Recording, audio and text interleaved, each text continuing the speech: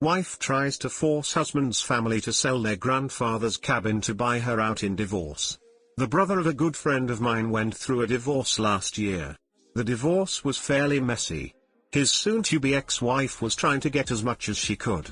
My friend and his siblings all jointly inherited their grandfather's cabin a few months earlier. It is situated on a private island in Canada, that has been owned by the family for 4 generations.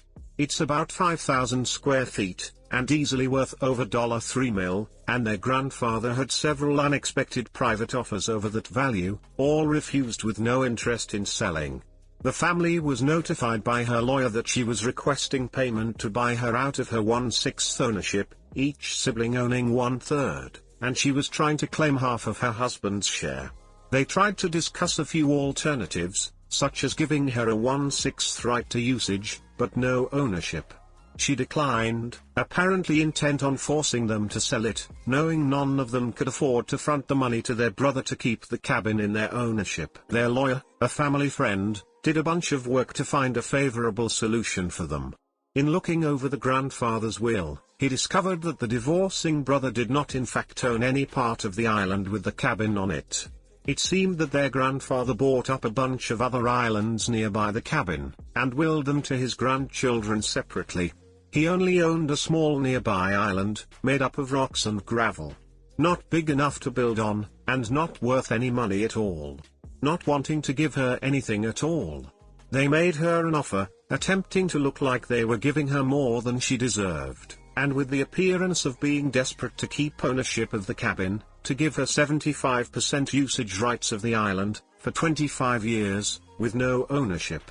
In the offer, they named the worthless island by its legal land title name. She made a counter-offer, which was identical, but she wanted to add her rights to rent the island out for profit, and she wanted choice over her time allocation, which she drafted in the offer. They agreed.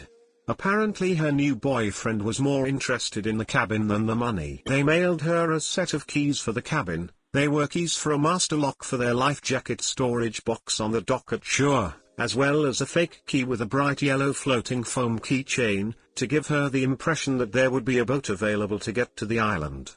They allowed her to believe her deal was for the cabin's island for quite a while, as the divorce was still not finalized. Her first weekend with the island was a long weekend, and she invited her family out, along with her new boyfriend. A 400 kilometers drive. And were greeted by my friend's dad and their lawyer. The whole thing was planned by their lawyer, who I am fairly good friends with as well. He tells me that her family was stranded on the island for hours, as they hired a barge to ferry them over, and they waited until the barge left before going over the details of what she agreed to. He says she attempted legal action once more after that, accusing the family of fabricating the will after the fact. Apparently her lawyer dropped the case before it even started. Update: apparently I had a bunch of the facts wrong on this story. I was rather silly when I heard this story originally. My friend says that the cabin was not an inheritance at all. The siblings purchased it jointly. Apparently their grandfather had the cabin as an asset that was owned by his business. The business was bought by another company before he passed away, and the siblings quickly bought the cabin back when they discovered that it was sold. Also, the cabin was apparently not owned by the family for generations. It was a group of islands next to the cabin's island that they owned for generations. It seems the grandfather bought several more islands and had the cabin built to bring clients and business partners out for fishing trips. However, while the cabin, and the land it was built on, were not inheritances, the other group of islands were an inheritance. My friend's brother was already separated from his wife when they acquired the cabin. The wife was misinformed by a family member that the cabin was an inheritance. Hey guys, please like, comment, and subscribe. It would really help me out, thanks. She lives on Island of Lies. And she couldn't even manage to keep her assets afloat. So basically your friend got screwed. He inherited a piece of rock, which he gave away to his ex-wife, and his siblings got the big island with the cabin. I don't know. This seems made up. For starters, the fraction should be 1/8 of the property. And it gets worse as the story unfolds. In my opinion, this is made up. I work in law and have worked on a few real estate and estate files. 1. No lawyer would allow their client to sign any transfer of property, or the interest therein, without going over exactly where it is, and what it is with their client. The ex-wife would know. 2. The biggest flaw in this story is that in Canada, inheritances during or after the marriage are not considered part of the net family property. Therefore, the ex-wife has absolutely no legal interest in this property. Any family lawyer would know this. Why would they negotiate away something that the ex-wife has no legal entitlement to?